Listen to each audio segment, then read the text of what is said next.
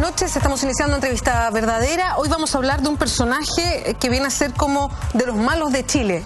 Qué duro presentar a alguien de esa manera. Vamos a hablar de Álvaro Corbalán, pero de un aspecto distinto de él. Tiene que ver con esta cercanía que tuvo al mundo del espectáculo mientras era jefe operativo del CNI.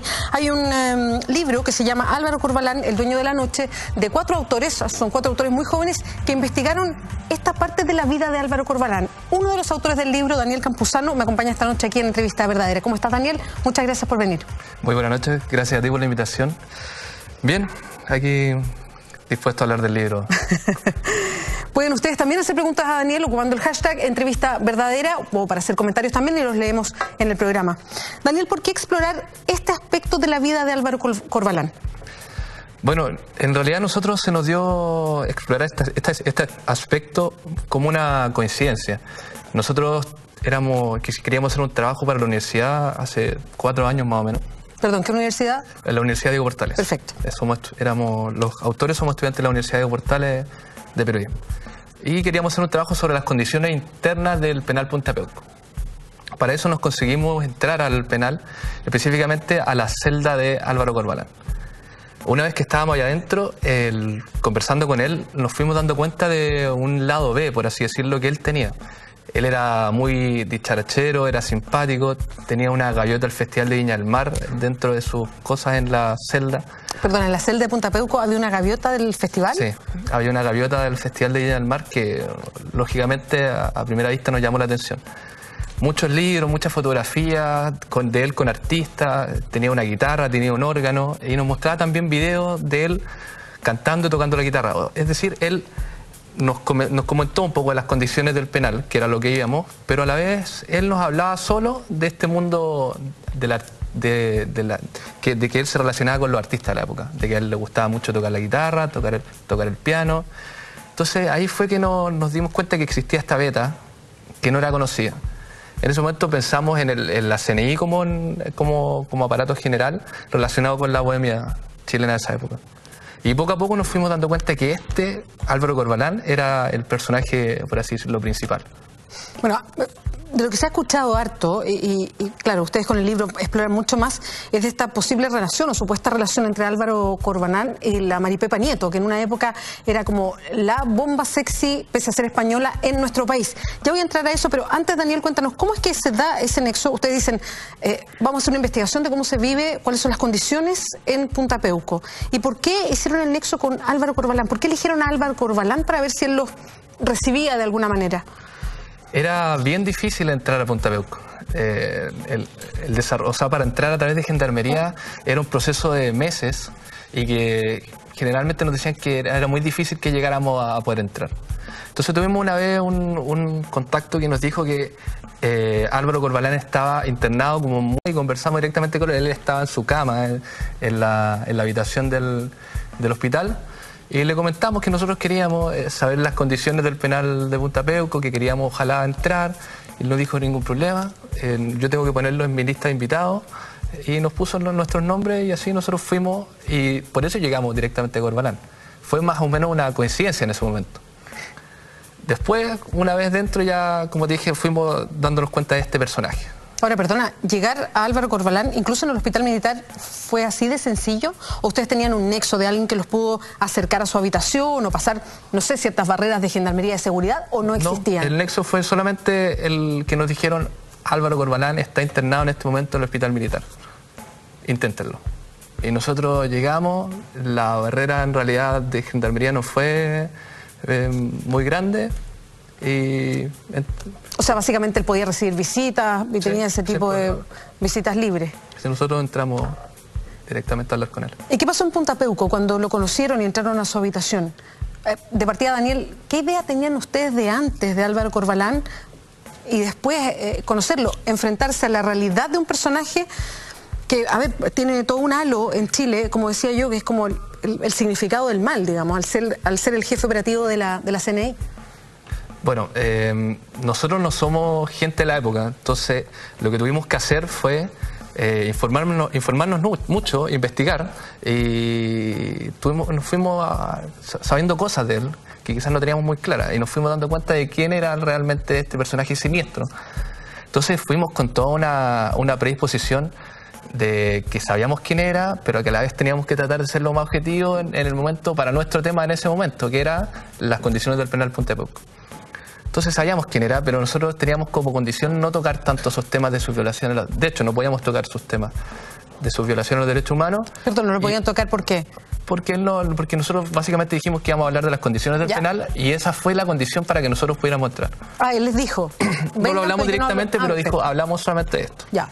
Entonces nosotros fuimos fuimos conversando eso y tratando todo el rato de no preguntarle sobre estas cosas, que tampoco era nuestro tema. A pesar de que era muy difícil sacárselo de la cabeza o estar todo el rato pensando en eso. Entonces era bien complicado y era bien extraño, porque sabíamos todo lo que había hecho, pero él era una persona muy amable. Llegó y nos tenía galletas, bebidas, nos empezó a tocar la guitarra, nos mostraba los videos, nos contaba toda su vida, esta beta artística, y que era bien amable o simpática, por así decirlo. Entonces era toda una sensación extraña como dentro de nosotros. Y en ese momento, cuando ustedes empezaron a hablar con él de las condiciones de Punta Peuco, es que él empieza a sacar toda esta información de lo que le gustaba la música, de que él también componía, y empezó a hacer recuerdos. Sí, él solo nos comentaba de su experiencia, su andanza de la época con artistas. Él nos mostró, sin que nosotros se lo pidiéramos, nada. Nos mostró el video de él tocando el piano, tocando la guitarra, con Horacio Saavedra. Nos mostró un cassette que Horacio Saavedra lo había producido, y nos cantó también. Entonces era bien distintivo, quizás, por así decirlo. ¿De quién se rodeaba? Y ya entrando más a la materia del libro, porque tiene ese nombre, Álvaro Corbalán, el dueño de la noche, a propósito de este nexo con el espectáculo de la época, porque estamos hablando de la década de los 80, básicamente. Claro, básicamente los 80. ¿Quiénes eran los artistas que se juntaban, se reunían, recibían a Álvaro Corbalán? Lo que pasa es que Álvaro Corbalán recorría muchos bares, pubs, y principalmente el Festival de Viña del Mar. Él era el jefe operativo del Festival de Viña del Mar. Entonces se rodeaba de muchos artistas. Dentro de ellos estuvieron la Raquel Argandoña, la Patricia Maldonado, el Pollo Fuente, Luis Dima, Tito Fernández también apareció también como nombre. Son muchos los nombres que se rodean a través de Álvaro Corbalán. Algunos no necesariamente que hayan tenido directa relación con él, pero estaban ahí en ese mundo con él, porque él también estaba presente en todos estos mundos artísticos. Bueno, yo te iba a preguntar eso. ¿Estamos hablando de artistas que eran amigos de él, o más bien que estaban junto a él o se sometían a lo que significaba o a la impronta que tenía Álvaro Corbalán en esa época? Nosotros en el libro lo que hicimos finalmente era una recopilación de testimonios, de historias, y rearmamos más o menos todas esas historias. ¿Cuántos testimonios aproximadamente en el libro? Tenemos 54 entrevistados. Ya. Dentro de ellos son periodistas, son artistas de la época, son productores, directores de televisión, y también, por ejemplo, Álvaro Corbalán, no en este mismo tema, porque no lo podemos entrevistar luego por este mismo tema, pero sí otro agente de la CNI que nos habló más o menos de este tema. Entonces nosotros vamos rearmando historias, y dentro de todas esas historias algunos se relacionaban no directamente como amigos, pero sí estaban ahí cercanos a Corbalán. Vamos a seguir conversando con Daniel Campuzano. Él es uno de los autores del libro Álvaro Corbalán, el dueño de la noche. Vamos a preguntarle específicamente por esta relación que siempre se ha señalado que existió entre Álvaro Corbalán y Maripepa Nieto, una vedette española en la época que se instaló en nuestro país con mucho éxito en la década de los 80. Pero ahora tenemos que hacer una... Seguimos en la entrevista verdadera. Álvaro Corbalán, el dueño de la noche, así se llama el libro. Estamos con Daniel Campuzano, uno de sus autores. Son 4 los autores de este libro que muestra a Álvaro Corbalán, el jefe operativo de la CNI, y el mundo de la noche de Santiago de los años 80, en plena dictadura. Daniel, han llegado hartas preguntas a través del hashtag entrevista verdadera. ¿Revisamos algunas? Ya. Aridana. No, perdón, no lo veo muy bien. Arándara. Muchas gracias, señor director. Bueno, ¿cuáles eran los artistas con los cuales Corbalán carreteaba? Pregunta. Bueno, como lo dijimos antes, eran muchos los que se rodean en este mundo, pero en estos pubs y restaurantes estaban los ya conocidos, como les dije antes, la Patricia Maldonado, la Raquel Argandoña, estaba el Pollo Fuente, el Luis Dima. Iban varios que también iban a hacer sus presentaciones, pero se quedaban a este mundo, que podía ser el Palta Meléndez, varios más, hay muchos más que aparecen. Palta Meléndez uno lo asocia, a Patricia Maldonado uno lo asocia directamente a la dictadura. Fue imagen, rostro de la dictadura, hoy día sigue defendiendo la figura de Augusto Pinochet. Hay otros como Palta Meléndez que uno no se lo imagina en este mundo. ¿No estamos hablando de amigos o sí de Álvaro Corbalán? No, lo que pasa es que, como les dije antes, nosotros armamos todo este libro a través de testimonios. Entonces hay muchos que dicen, nosotros estábamos ahí, porque teníamos que estar. Otros que decían, nosotros nos tocó por coincidencia estar ahí, y en realidad los testimonios te van diciendo por sí solos, quizás si es que eran más cercanos o no tan cercanos a la figura de Álvaro Corbalán. Dentro de los artistas que estaban en ese mundo, son muchos los que hoy día también están presentes en la televisión o como artistas musicales. Entonces eso llama harto la atención. Pero... que se pudieron desenvolver bien durante dictadura y después, dices tú, ¿eso llama la atención? Claro, porque en esa época el dólar estaba a 39 pesos y los contratos en televisión o en el mismo Festival de Viña eran muy altos. Entonces las personas que estaban en ese mundo quizás tenían asegurada su permanencia por mucho tiempo en la televisión o en el mundo del espectáculo. Y Corbalán, como por ser jefe de operativo, por ejemplo, del Festival de Viña del Mar, tenía mucha presencia en quiénes estaban y quiénes no también en el festival. ¿Cómo él incidía en que podía subirse al escenario o no? Sí, por así decirlo, él presionaba mucho. Hay una como anécdota con la misma Maripepa Nieto, que él insiste en que Maripepa Nieto tiene que subir al Festival de Viña del Mar. Sergio Risenberg, que era el director en esa época del festival, finalmente se niega, pero tiempo después, un par de días, le llegan un par de llamados diciéndole, oye, se linda tus niñas saliendo del colegio. Entonces era súper complicado decirle que no a Álvaro Corbalán. Era un personaje que de todas formas era siniestro y que se hacía notar y que ojalá todo lo que él decía se tenía que hacer. Le gustaba ser el jefe en cada uno de los centros que estaba. Era el jefe de la CNI de día, era frío en todas sus decisiones, pero también le gustaba ser el jefe en la noche, que todos supieran dónde estaba, qué era lo que hacía, llamar la atención en ese mundo. O sea, no cambiaba de personalidad en la noche por ser del mundo del espectáculo, seguía siendo el mismo Álvaro Corbalán que podía amenazar si no se cumplía. No sé si el mismo Álvaro Corbalán. Ah, ya. Tenía estas dos caras, ya, porque de noche era muy dicharachero, simpático. Todos lo recuerdan como un personaje que se andaba muy fino y que llamaba mucho la atención, que era simpático. De día lo recuerdan como el frío, que todas las órdenes que él decía se tenían que hacer.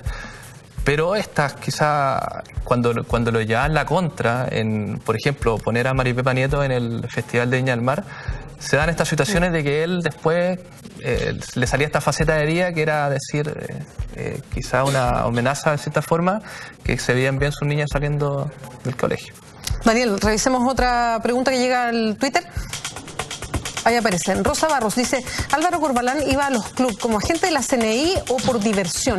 O sea, me imagino que ella pregunta si iba como a investigar, a ver qué pasaba ahí, o a disfrutar de la noche. No, él iba a disfrutar de la noche. Ahí es donde se marca más esta doble cara que tenía él.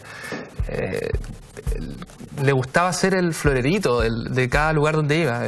Hay otra anécdota que hemos contado, que es del mismo Palta Meléndez, de que Corbalán llega en un momento al Confetti, cuando Palta Meléndez ya estaba haciendo su presentación humorística, y llega como con bombo y platillo, de la mano de Maripepa Nieto, con varios guardaespaldas, y pide que le pongan una mesa al frente del escenario. O sea, él llegaba a disfrutar este espectáculo al Confetti, que era un pub reconocido de la época, que iban muchos artistas a disfrutar, a divertirse. El dueño del Confetti era el marido del marido de Patricia Maldonado. Exacto. Claro, a disfrutar de este mundo artístico. Él le iba a pasar bien, pero no quería pasarlo bien como cualquiera, sino que a su manera, que era llamando la atención, siendo el más importante del lugar. Sí, eso es curioso en la personalidad, porque la persona, o sea, a ver, uno entiende, o lo que ha visto, lo que pasa en otros países y también en Chile con los órganos represivos, es que los que estaban a cargo, sobre todo los jefes operativos, como podía ser Álvaro Corbalán, eran personas que trataban de pasar totalmente inadvertidos. Álvaro Corbalán no, a él le gustaba hacerse notar. Sí, y eso fue lo que nos llamó la atención cuando estábamos ahí con él en la celda, porque nosotros en un principio hicimos la relación entre el mundo de la bohemia y la CNI, como el aparato general, o sea, el aparato de represión general. Pero después nos fuimos dando cuenta que él era un personaje de la misma CNI, un personaje que llamaba la atención dentro de este mismo aparato, porque no era igual que todos los otros agentes. Los otros quizás también compartían un poco este mundo, pero eran mucho más de bajo perfil, que no llamaban tanto la atención. Sin embargo, él sí, llamaba mucho la atención y era un personaje muy llamativo. Antes de entrar a lo de Maripepa Nieto, cuando ustedes lo visitaron en la cárcel en Punta Peuco, ¿él aparecía como que estuviera preso? ¿Él se sentía preso o lo recibió casi como que estuviera en el living de su casa? O sea, ¿con qué sensación? Porque no creo que le hayan preguntado directamente, pero ¿con qué sensación se quedaron ustedes?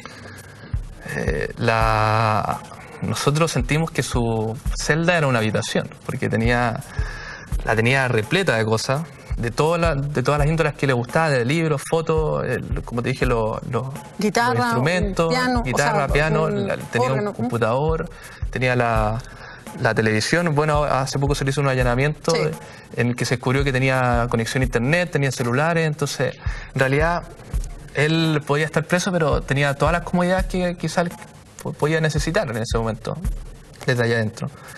Y no se sentía tanto como... Bueno, yo nunca he estado en otra cárcel, pero no me imaginaba que quizás estando ahí adentro era una cárcel. Sí, bueno, por lo que uno ve de Colina y las otras cárceles, la penitenciaría, otras cárceles de regiones, es otra cosa. Totalmente diferente. Es otra cosa.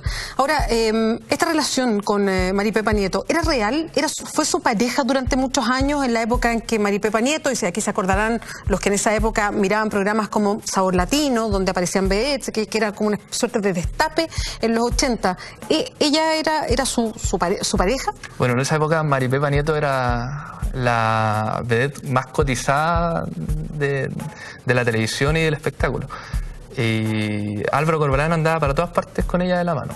Muchos de los testimonios que tenemos y los artistas con los que hablamos nos dicen que sí, que era su pareja, que él la presentaba como su pareja. De hecho, Luis Sangüesa, un ex CNI con el que hablamos, nos dijo que en eventos de militares él llegaba de la mano con Maripepa Nieto y la presentaba como su mujer.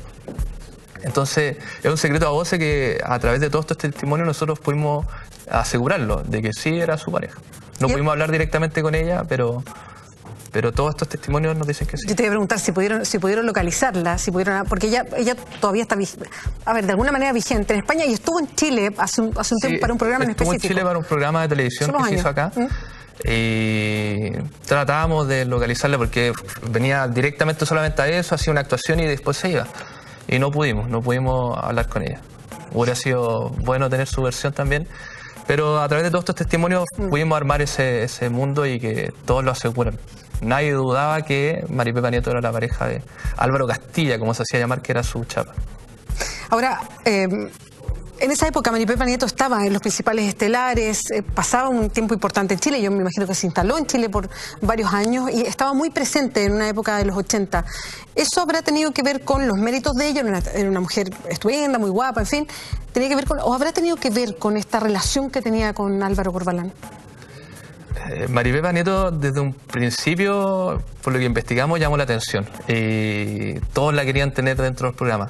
Quizá haya incidido también la figura de Álvaro Corbalán, que presionaba, como lo contó Sergio Risenberg, para que estuviera en el Festival de Viña. Quizás presionó también para otros programas. No pudimos tener esas declaraciones, pero se puede quizá incidir que sí tenía alta presión de Álvaro Corbalán para que estuvieran todos los estelares. Hay una artista en específico que mencionas, Daniel, y que tenía una relación con Álvaro Corbalán, y ahí tú me lo aclaras si todavía la tiene, y es el temucano, Tito Fernández, que uno podría pensar que está fuera del radar, está totalmente en una posición política muy distante a lo que fue la dictadura o a Álvaro Corbalán en específico. Pero ellos sí tienen una relación de amistad.